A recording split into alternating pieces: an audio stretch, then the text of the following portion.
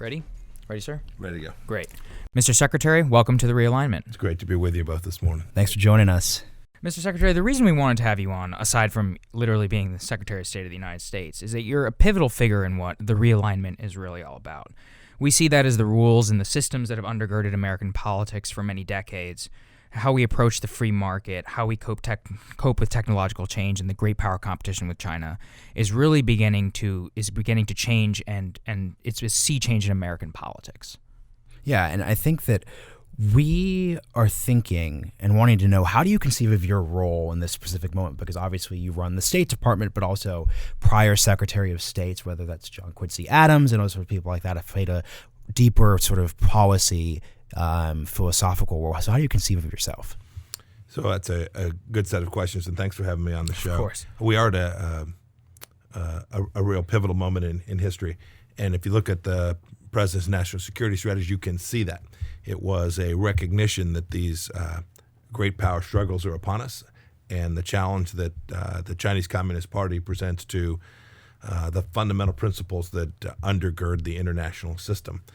And so as for my role, I have this incredible privilege to lead the State Department, 70,000 great people, but I also perform an important function for the President to try to deliver him a set of rational policy recommendations based upon a data set that get him to a place where he can achieve what he's laid out in that national security strategy, to work as part of the team, Secretary of Defense, myself, Secretary of Treasury, the Secretary of Commerce, all the people who have an element of American power and the capacity to deliver on behalf of the President's America First vision, to be part of that team to deliver really good recommendations and option sets for the President. So, Mr. Secretary, you recently gave a speech at the Claremont Institute where you articulated, I think, the closest thing that I've seen yet to a Trump doctrine, if there is such a thing. And the point of the speech was how the founders articulated a foreign policy based upon a couple of things. First, realism, restraint, and respect.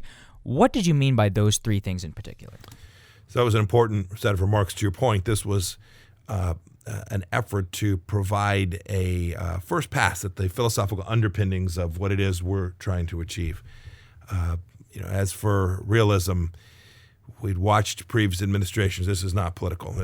Presidents from both parties operate on a historical set of assumptions that we believe no longer are functional, no longer are operative.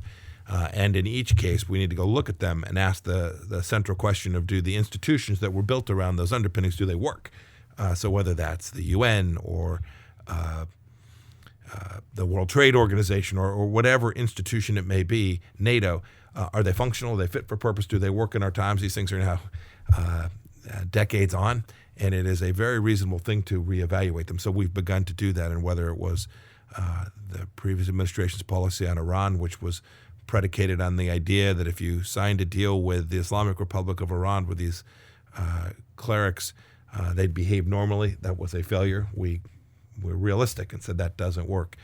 Paris Climate Accord had this theory of the case, and we could see that it wasn't realistic. It wasn't built on a set of principles that would deliver even the outcomes stated there. So it was the ability to speak the truth about things that are functional, things that aren't, and try to build a set of policies off a very realistic view. The second idea was respect.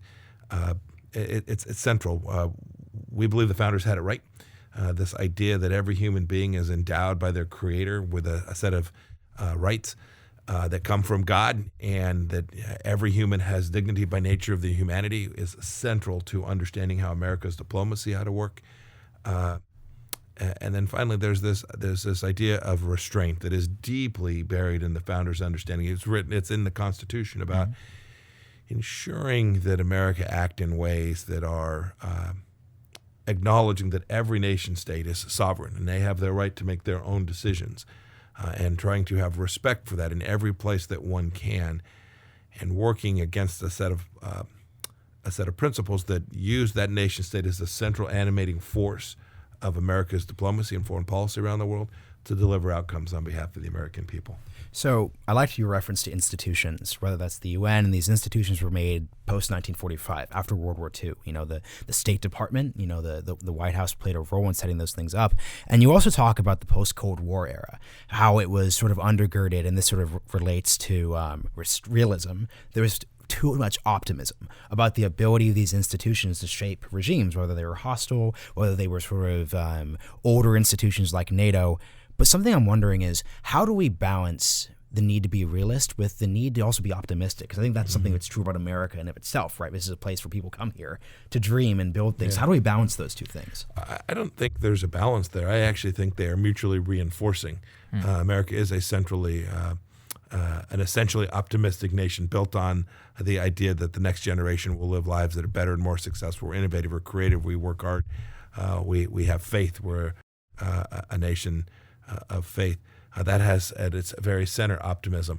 But that optimism has to be girded in a central set of understandings about what's real and what's truthful. And you can't have one without the other. You can't, in my view, live in a fantasy world and say, boy, I hope this works out well. You have to actually build the systems and processes so that you can structurally achieve those things which you are optimistic will be achieved. And what you pointed out in that speech was that in the post-1945 era is that many of the three things, realism, restraint, and respect, were kind of strayed from in the post-World War II order. What went wrong exactly? Because there was something there about the rules-based international order and the American leading of that, but where did it go astray? Was it in 1992, in the post-Cold War era? Where would you pinpoint it? So you have three moments. You all have identified two of them. You have the post-World War II set of institutions that were built on the central premise of, we don't want to fight these global wars any longer, so build out institutions. They are certainly right for their time, I think. And then you have the Cold War. It was when I was a young soldier in the late 1980s. We saw the end of that, and it was an American success story, and frankly a success story for the world that said we're going to take down this communist threat from the Soviet Union. You then have a third moment, I call it the post-9/11 time period, where the international order becomes very focused on fighting terrorism. Every one of those challenges still remains today. None of those problem sets have been completely eliminated. But if you ask where those institutions went wrong, it's that nations can become complacent, and importantly, their peoples can become complacent if they believe that these central institutions can be left to their own accord and deliver on these outcomes. That will fundamentally fail if a nation isn't prepared to expend the resources it needs to defend itself. It will fail. In America's case, lots of folks have talked about this as a republic. If you can keep it, that requires a certain vigilance, and European nations need to do that. African nations need to do that. And as threats arise, today we see this challenge from the Chinese Communist Party.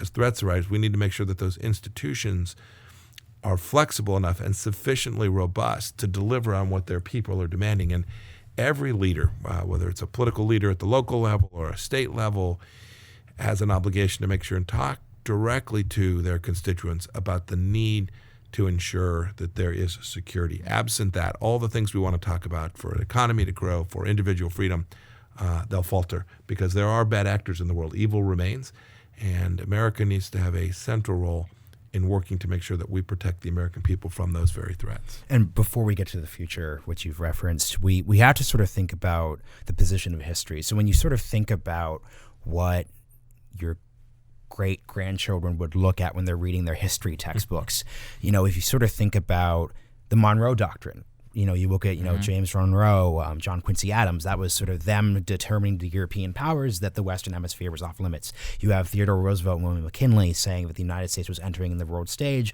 the post-World War order that we talked about with Harry Truman. How do you think people and future generations are going to conceive of this specific moment and the role that you and the administration played in that? So I don't spend a lot of time thinking about that. Having said that, there are, and the Claremont speech laid them out, there are these central underpinnings, this refocusing that we think is absolutely imperative, and it will take time. The American bureaucracy moves slowly. Yes. And that's okay. Democracy sometimes demands that, right? It is to be thoughtful about how you move. But if we manage to redirect the American national security establishment to taking on the challenges of today, the challenges that are from transnational migration, the challenges that are presented by a rising Chinese Communist Party, the technological challenge you referred to briefly, right, to make sure that we are capable of ensuring that there is a a Western, a rules-based system in the technology world, if we can achieve those things of redirecting resources and focus and talent, the human capital that America abounds in, if we can do those things well, then someone else will name it, someone else will give it some theory of the case, but we will have turned it in the right direction. Yeah, it's one of those things, you spend your time thinking of that name, you're probably not doing a great job. Right, but right. I just want to get to a quick thing you said. Government in our system is deliberative. It's not quick moving, and something that we have to think about in this moment is our system itself, because that system's under challenge. And I think that 10 years ago, you had a lot of people saying, look at the Chinese government, they build things quickly, it's fast moving. People question whether our system of government can meet these challenges. How do you think of those sort of like deeper philosophical questions about government? Yeah, so look, there's days I wish we all moved faster here, to be sure, including me and my team here at the State Department. That's certainly true. But I have a core belief. This document that our founders drafted was clever beyond all imagination. It was rooted in history and philosophy that no other country has as its central pillar.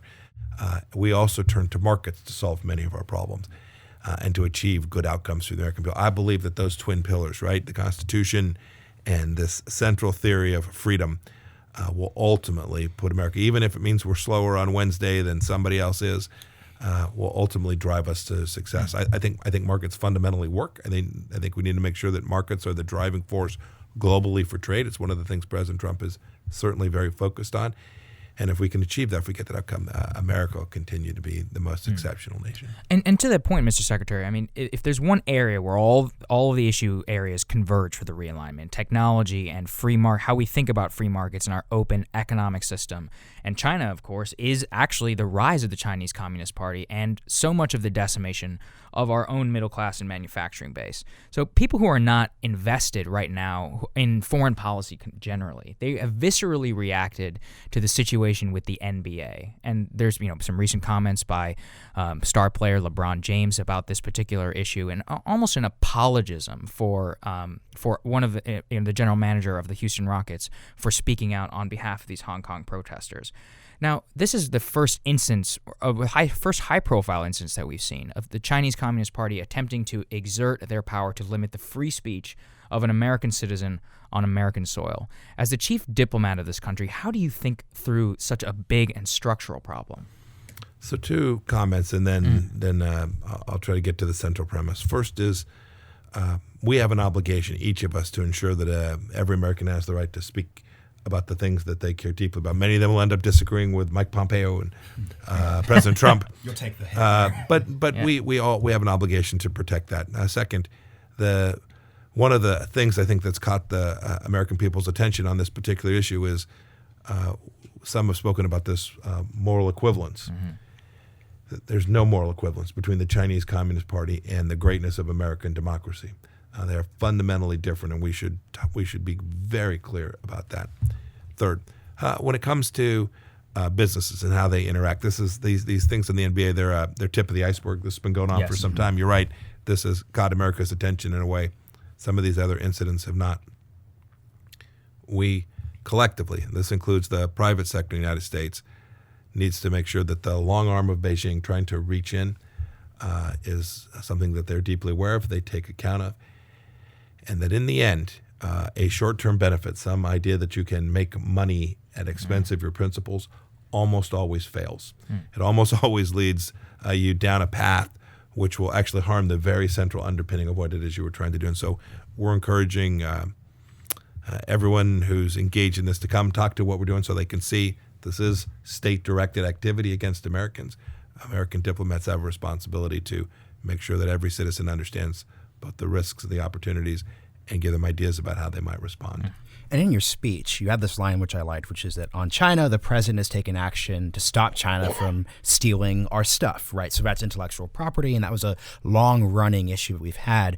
But what's interesting for me is I think part of the reason why a lot of the players and managers and officials at the NBA, Marriott, Blizzard Entertainment have struggled is because they lack, I think, a language and understanding of what's sort of going on here. So obviously, you said it yourself, right? There's a free market, there's government. How do you think people and American citizens should conceive of this weird mix of policy, but also wanting to sell shoes, right? It's difficult, right? You want to be sympathetic to people. Yeah, I completely get it. So I had a business before I came to Congress. We operated in China. We had a little tiny operation in Shanghai. We sold stuff there. We purchased stuff there.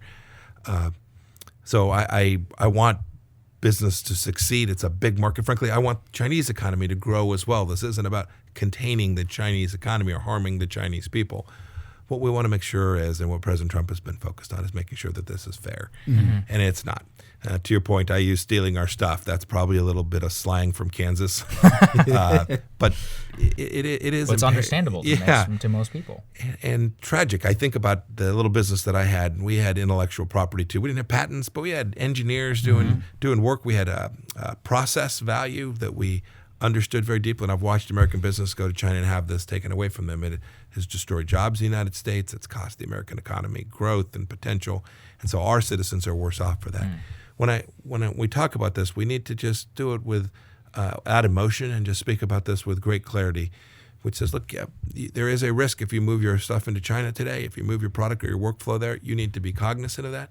We have a responsibility, the United States government, to help protect your information and your data sets as best we can, and we together can collectively ensure that we get to a situation, not just with China, but with other countries who are engaged in this kind of behavior, that denies them the capacity to treat American citizens unfairly. And a very high-profile case that was preceded the NBA was actually the jacket on, so Top Gun, obviously an iconic American movie, the patch on the back of Tom Cruise's iconic jacket was changed in order to not offend a Chinese audience in their sequel.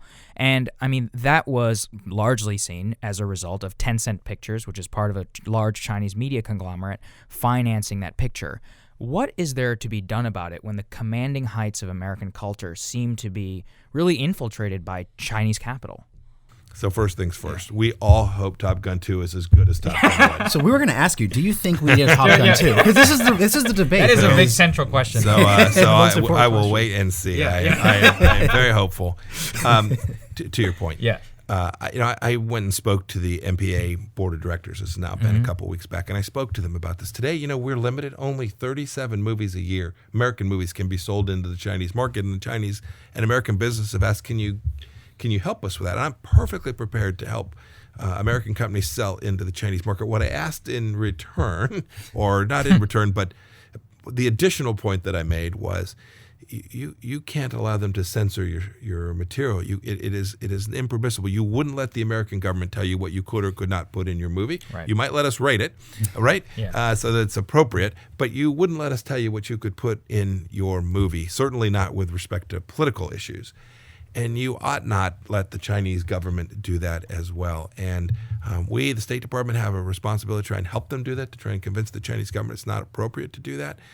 We also think that the Chinese people are highly capable of evaluating information themselves. Free markets, free people. So I have confidence that free people in China will see a movie and they'll say, that was about American power, I don't like that. Or it was about, they'll make their own judgments, and there's 1.5 billion Chinese people that they'll make their own, they'll form their, they ought to be permitted that. And we, American institutions, cultural arts institutions, in this case the Motion Picture Association and the movie makers, their creative genius ought not to be denied from the Chinese people. They ought to get a chance to see it too. So we've been speaking about entertainment, but our sort of last bit on this is, what has been the administration's policy response to these sort of things that everyone's talking about now, which is the Hong Kong protests, you have the Uyghurs in Western China. How are you conceiving of the role we play? Because also, this speaks to we have to deal with restraint. We have to think of restraint and respect. How do we sort of put those together? So it's you mentioned two in particular. Maybe I'll just address those as exemplars of how we've thought about this. With respect to Hong Kong, president's been unambiguous. In this case, the Chinese have a commitment. They made a global commitment, an international commitment they made. They made an agreement with the Brits, submitted at the UN, that says there'll be one country and two systems. So there's a set of freedoms that they will provide to the people of Hong Kong that are different and apart from any commitment they made to the people in mainland China. And we have been determined to ask the Chinese government to simply honor their commitment, not to break a promise. We've seen this. This is the central problem of the Chinese Communist Party, right? Xi Jinping said, I won't put weapon systems in the South China Sea. He broke his promise. In Hong Kong, too, we want to make sure that they don't break their promise. With respect to the Uyghurs, this is a deeply troubling situation. It is inside of China, and so they have their sovereign rights, but they are engaged in activity that is a massive violation of human rights. And we have a responsibility to speak out with clarity about that wherever we find it, whether it's an ally, whether it's someone who we don't get along with particularly well. The United States has an obligation to ensure that we're speaking to protect the human dignity of every individual. And we have some lighthearted questions just to finish up here, sir. How exactly do you prepare for a meeting with Kim Jong-un? Diligently. Yeah. And so also we started our conversation, we were talking about our founders, but one of the most things that has really changed, obviously, is that the presidents and the secretaries of state at that time, it was much more of a cerebral job operating out of here in Washington. You, of course, have put probably millions of miles upon your State Department aircraft. How do you cope with that travel schedule? What is that like in order to deal with? Yeah, just, it's like everything in life. You get up in the morning, put your helmet on, get back out there on the field. Right. I have a great team around me, too, who supports everything I'm doing, whether it's the mechanics of my travel or making sure that I'm ready. You used previous questions, how do you prepare for a meeting with Chairman Kim? I've got a big team helping me gather the information so that I can, in an orderly, precise way, ensure that I'm delivering the American message appropriately. Of all your predecessors, who do you admire the most? Oh goodness! On questions like this, I never like to pick much. Right, I'll say this: I've had the chance to speak with all of the former living directors. They've all been very kind and generous with me. Dr. Kissinger has provided lots of advice. We have good discussions about what he did in China in the 70s and how that may have changed, how time may have changed. Jim Baker has been incredibly generous. Secretary Baker has been incredibly generous with his time to help me think through bureaucracies, intergovernmental issues, and some of the issues he was dealing with in the Middle East during his time.